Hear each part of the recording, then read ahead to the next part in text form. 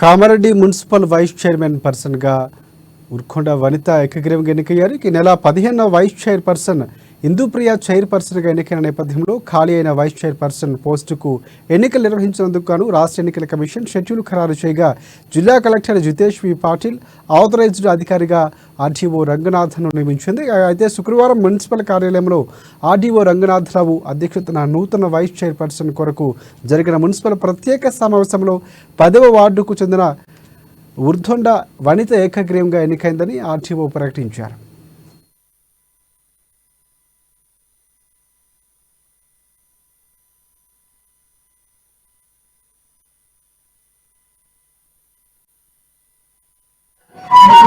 ఏకగ్రీవంగా ఎన్నుకున్నందుకు మన రాష్ట్ర ముఖ్యమంత్రి గారు సీఎం రేవంత్ రెడ్డి గారు, మన మాజీ మంత్రివర్యులు ప్రభుత్వ సలహాదారు షబీర్ అలీ గారు, మన జిల్లా అధ్యక్షుడు కైలాస్ శ్రీనివాసులు గారు, నాతోటి కౌన్సిలర్ అందరూ మరియు మీడియా మిత్రులు, కామారెడ్డి